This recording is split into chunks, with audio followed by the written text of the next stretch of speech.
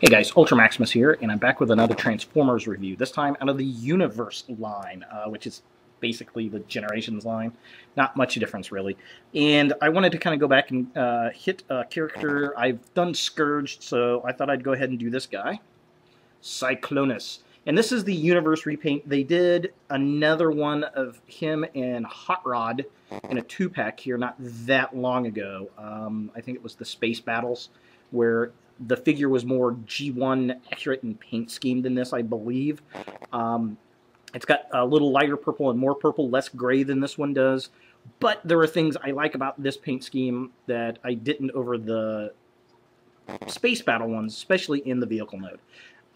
But all in all, I really, really like this figure. I think it's a very good figure. And this is a great character. Of course, in Transformers the movie, he gets reformatted out of Thundercracker. Most people, I think it's Thundercracker.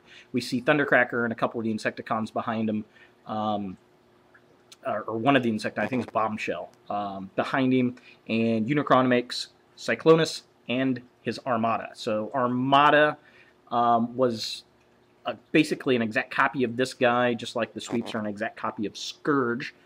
But Armada disappears in the next scene, and we see them fly into Galvatron's ship, and we never see them again. He never gets any speaking lines. Cyclonus is the only one that survives, which is kind of unfortunate. Now, to have both the Cyclonus toys from, I guess, the Space Battles and this one would be kind of nice, because then you would have a Cyclonus in his Armada, right? Now, what I like about this guy, well, the character, I want to keep talking about the character for a second. I think this guy is probably the most underrated Decepticon leader, and he was a leader.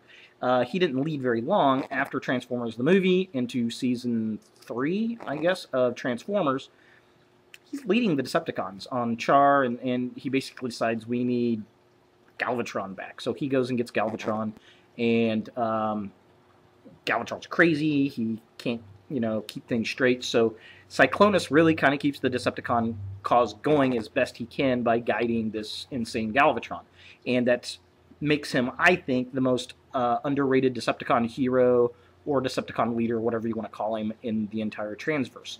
And he's always been one of my favorite characters. I really dig this guy.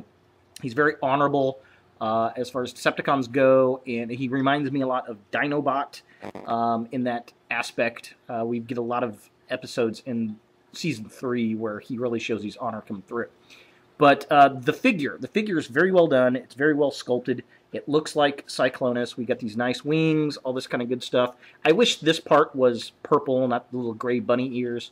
I think that would have looked a lot better. And all in all, I mean, he's got some very nice detail. We got the Decepticon logo there on his chest, and we got this nice detailing here, and his legs look really nice. Whoa, as I about drop him.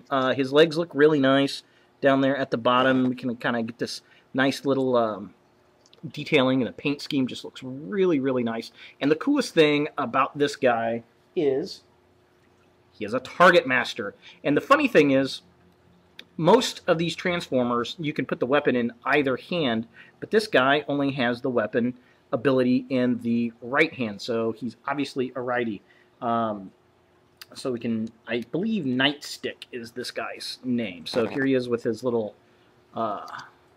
gun, pew, pew, pew. And the transformation on this guy, he's actually very, very decent little Target Master, and I love the Target Masters way better than I do the Arms Micron characters. I don't like them. I think they look cheap, they look crappy, and I hate how Hasbro is going back to, Takara is going back to stickers on these Arms Micron figures, and it's just, that pisses me off. I would not spend that much money on a figure and have to put fucking stickers on them. So, any rate, aside from the rant, this guy transforms very similar to the old school Target Masters, but it's a little bit more complicated. We got to kind of stretch his waist out there. We have to pull both individual feet down, which is funny, and there goes a transformer. You're going to pull his gun down, reveal his face, and then you're going to straighten out his arms, and he actually has quite decent little movement in his arms at the elbow joints, which is very cool, and he's got some awesome detailing on his face. little silver and red eyes. The only thing that is lacking, I mean, his body's got some decent little detailing in there. I just wish they'd put a little silver Decepticon logo right on his chest. That would have been perfect. But all in all, yeah, very cool, very neat looking little Target Master. I love that. We need more Target Masters, and we definitely need some more Headmasters going on in the Transformers toy lines. But yeah, all in all, I think he is a very cool robot. I love the design.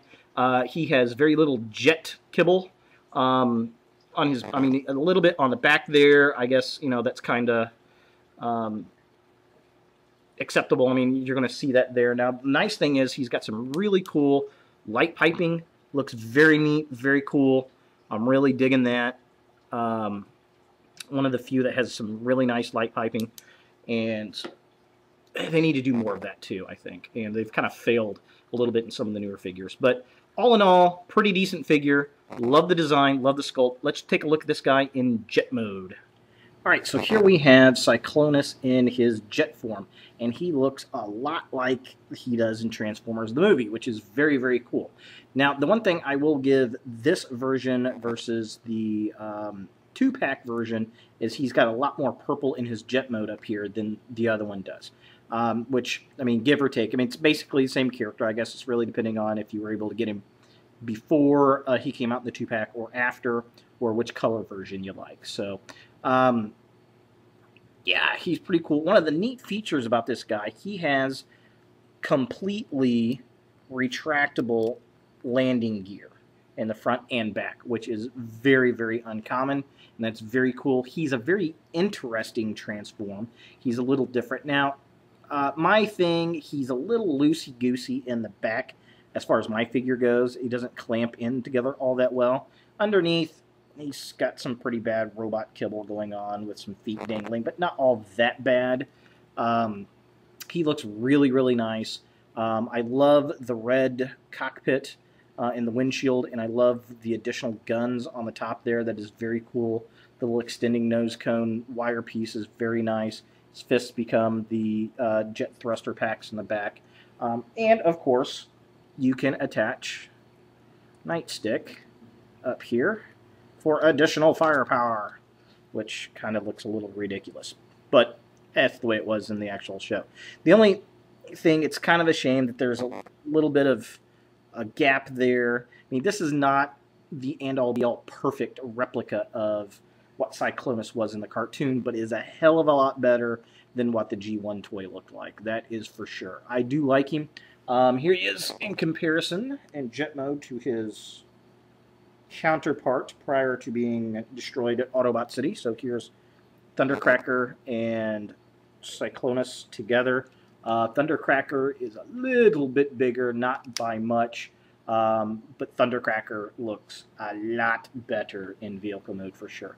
But not a bad figure. If you can find him pretty cheap, I do recommend picking him up. He looks really good with Scourge in robot mode. They don't match because in vehicle mode, because this is obviously way different than Scourge's stealth bomber mode. So, which it's okay, I suppose.